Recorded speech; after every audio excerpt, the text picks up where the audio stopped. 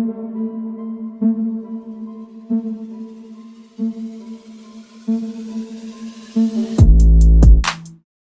up, nation? Welcome to another edition of the WiseTake MLB DFS Wise stream. CK013 here. You can find me on Twitter at CK_013.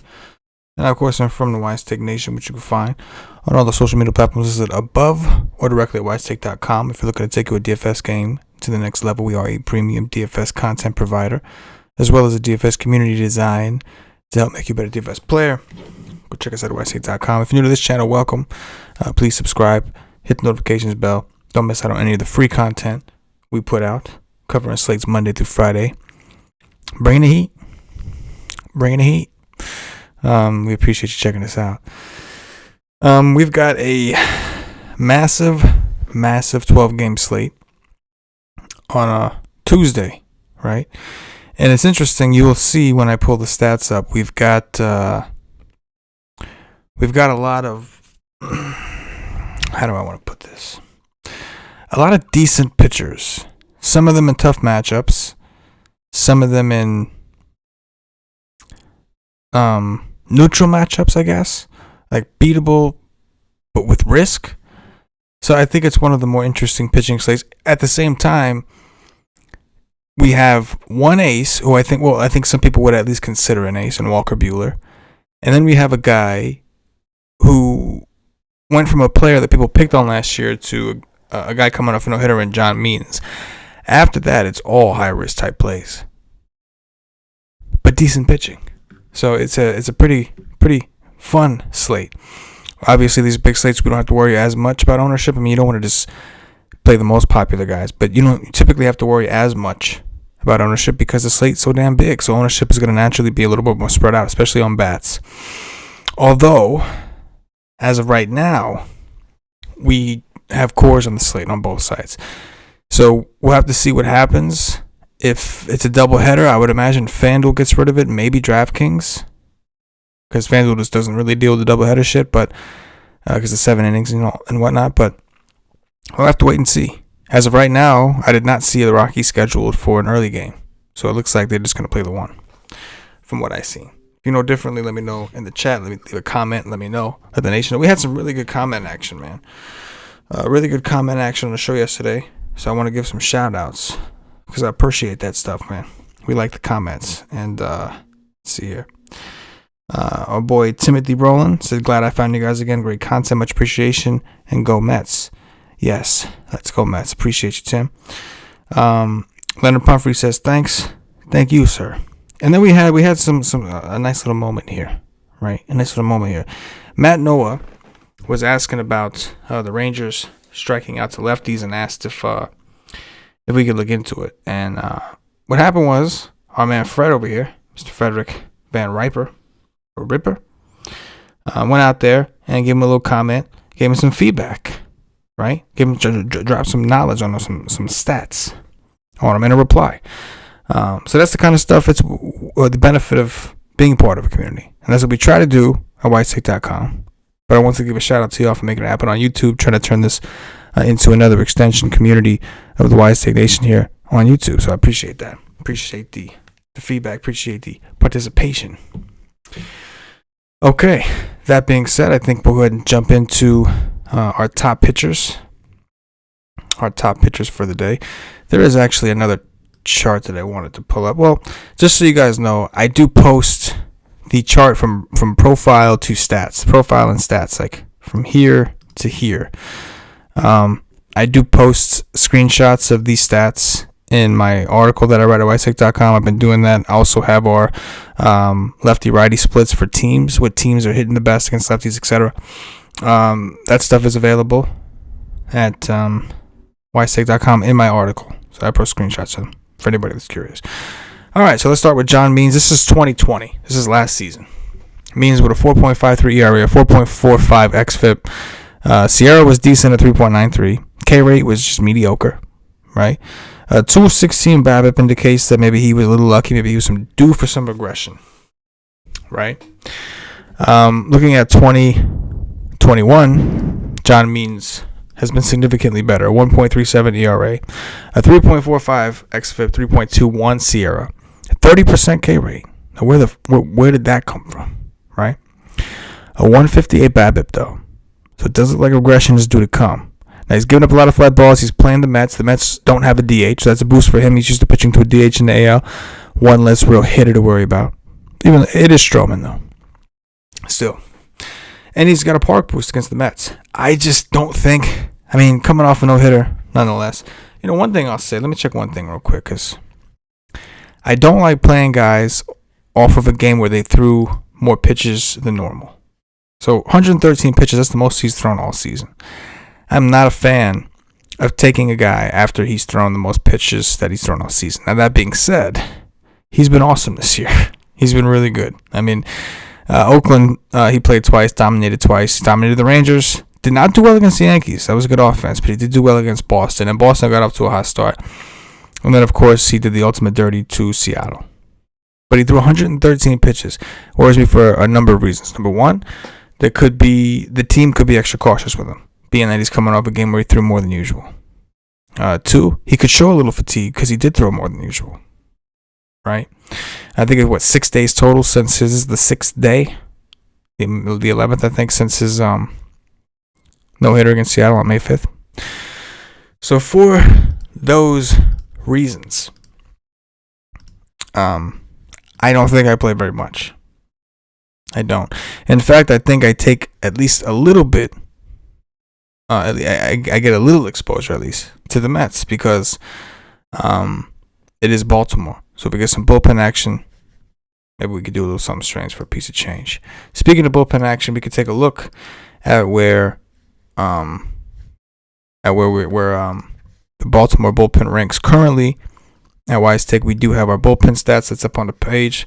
That's up on the site available, just this chart for people to look at. But we'll go to XFIP. Baltimore currently, what's this? 1, 2, 3, 4, 5, 6, 7th worst bullpen XFIP. So yeah, for that reason, if Means does not go deep, you get some action there. And this isn't even about leverage and nothing like that. Right? I don't really do the leverage thing on big slates, and I'm not concerned about that. It's such a big slate, you would think you could find anywhere to go for any reason. So the leverage deal, I typically weigh more on smaller slates. Jimmy Touchdown, what's happening, man? I see you in the chat with the howdy doody. Sir, howdy doody right back to you, my friend. All right, let's get back to these pitchers. So Walker Buehler is my top pitcher as of now. Now, he shows signs of regression, too, with a 1.98 BABIP. Oh, that was last year. I'm sorry. Here we go. Okay, 2.86, not nearly as bad. But 2.99 xFIP, 3.010, 26.9% K rate. It's slowly creeping up. He's playing a Seattle team that does strike out a lot. They did just get no hit or a perfect game or whatever it was by John Means. All right, and Buehler's at home. And Buehler's significantly cheaper than John Means. Now, I do think that he's going to draw more ownership than John Means. So take that for what it's worth. But he's the top option, I would say, at this point. Next up, I think that the McCullers, Peralta, Stroman, strikeouts are king. As good as he's been, strikeouts are king, and he just doesn't have enough. Peralta, I think, is more of a what to watch situation. Matter of fact, I have that in the things to watch section. So I'm just going to talk about the guys that stood out to me. And the next guy would be Madison Bumgarner. Last year was terrible. This year, still the xFIP is one of the highest on the slate. I mean, in the right context. Sierra looks good. 26% K rate. 45% fly ball rate. 40% hard contact rate. But he is playing Miami. Miami normally has been good against lefties. This year, I did check, and they haven't been so hot against lefties. But Bumgarner was terrible up until a couple starts ago. He did throw a no-hitter technically, but well, it wasn't technically a no-hitter. It was DraftKings, it was. Right? You get credit for that. Which will impact his projection. But it wasn't, the MLB's not counting as a no-hitter because it was only a 7-inning game. But one of the more polarizing spots on the slate is I think Miami could be kind of sneaky if you're not in the Mad Bum. But Mad Bum, if he is correcting himself, finds himself in a pretty soft spot for now. I do like taking Miami against lefties. This year, it hasn't been as good. It worked for me once this year. After that, they kind of went cold against lefties. But last year, that was a sneaky spot. So we'll see what I do come lock. Eovaldi against Oakland. So Eovaldi shows some progression, as I like to call it. Positive regression, whatever you want to call it. But I like to call it progression.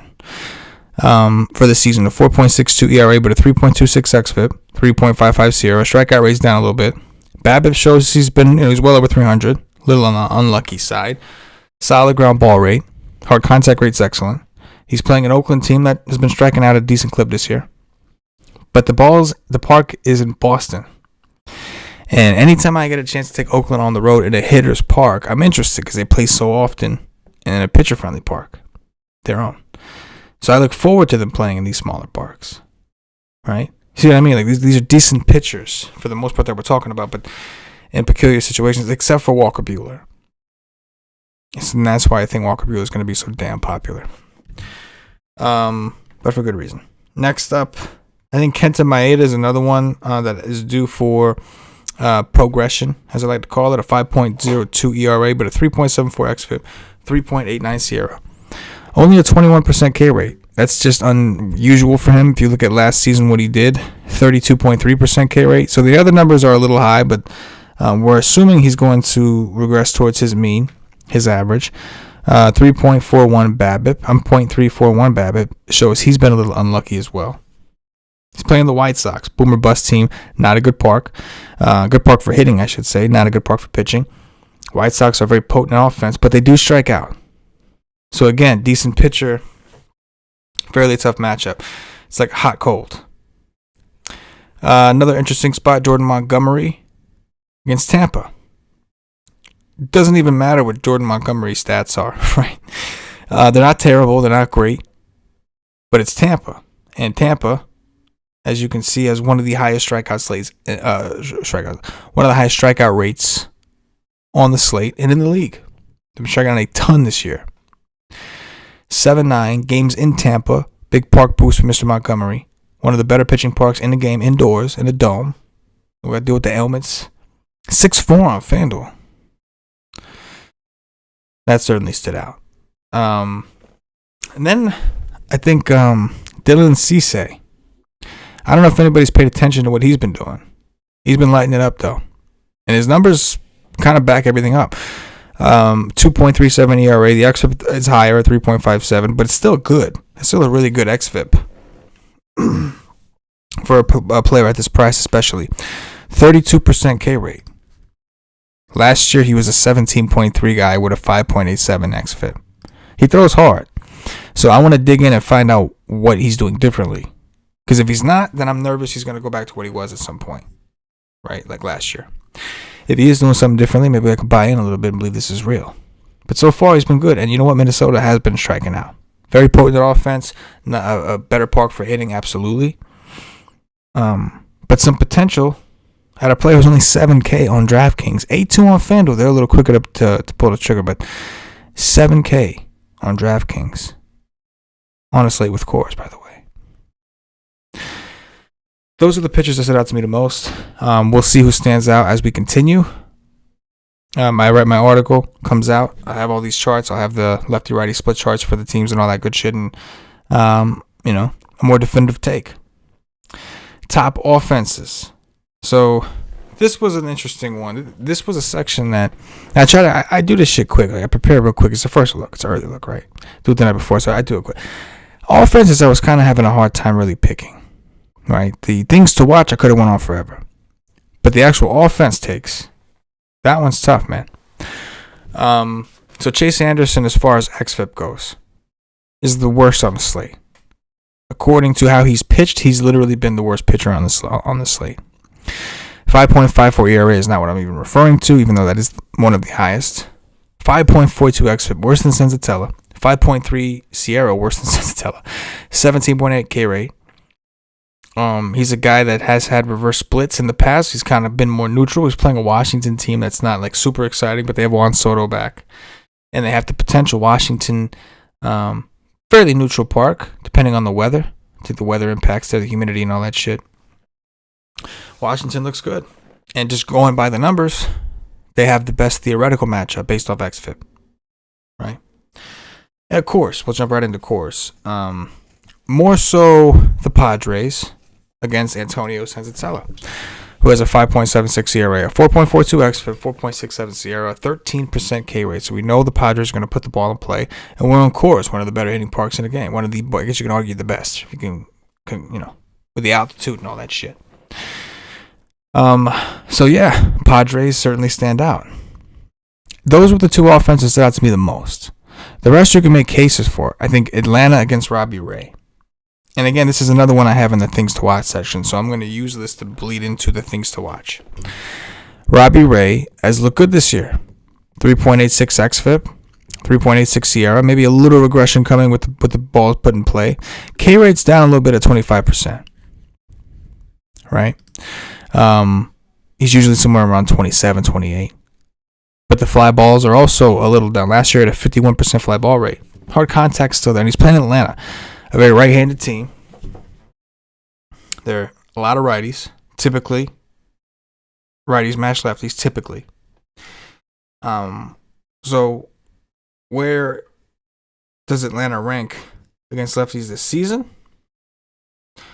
Well, at the moment, and now listen, we haven't dug into samples, so I got to see what sample this is. But when I'm looking at the MLB teams, the teams versus lefty splits, what I'm seeing is Atlanta at a 27.2% K rate, a 129 ISO, 55 WRC plus, which is the second worst in the league, above Detroit. They've been terrible against lefties. Terrible.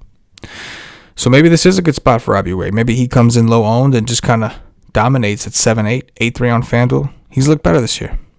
And if this game is in Toronto, not a chance. This game is in Atlanta. Something to consider.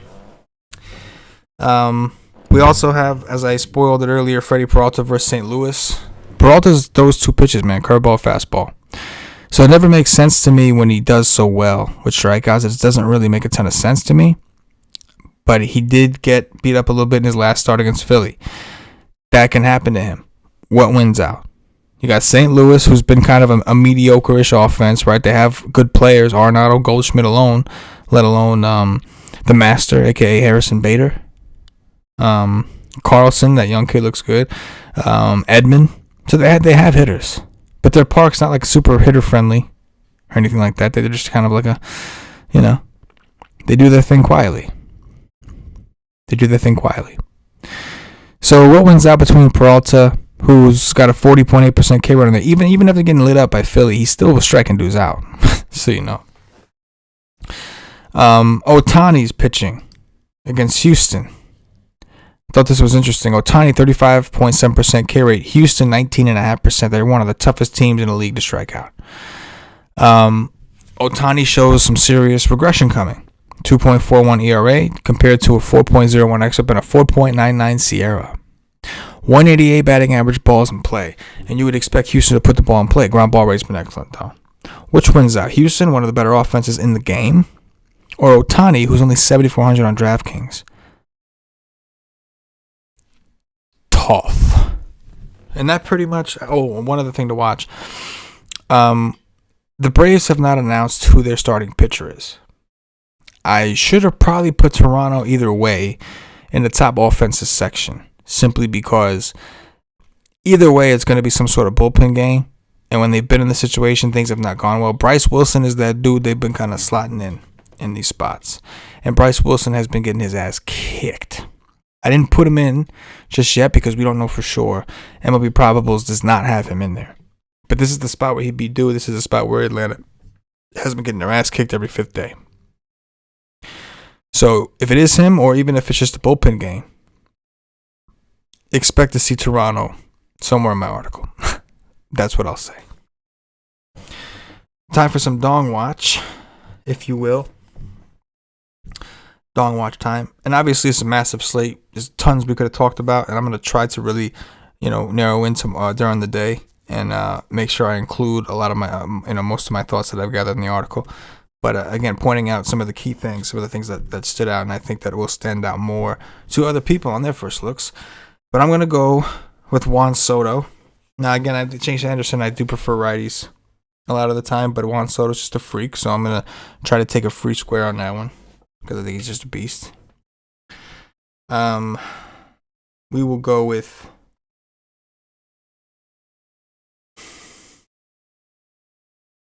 Oh man. Do I do it? I want to say Adam Duvall, but I feel like he hasn't been playing as much. But I want to say Adam Duvall against Bumgarner. I will. I'm just gonna hope he does play. I'm gonna take that and hope he does play. And then what else do we got here? Let's go with fuck it. Pete Alonso. I'm gonna homer out a little bit on this one. Pete Alonso against John Means. Against anyone, it still counts. It doesn't have to be off Means. If it's a bullpen, that still counts in a dog watch of my eyes. But we'll go with John Means. Anyway, Nation, I'm gonna get out of here. I appreciate y'all hanging out, doing dirties on the regular, on the YouTube, as we always do. Please hit the like button on your way out. Leave some comments. Let me hear some feedback. What are your thoughts on the slate? What are your thoughts on the show? Anything at all? Get the community vibe going. And share the show. Share as much as you can. The more you guys share, the more we grow, the more we're able to put back into the content, the product, all that good shit. So I appreciate you guys for hanging out. For myself, the entire WiseTake Nation, as always, good luck.